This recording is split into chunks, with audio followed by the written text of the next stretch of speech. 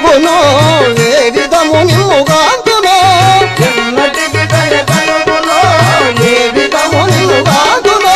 నన్ను చూచి చల్లగా పలకరించవి సౌడేశ్వరిని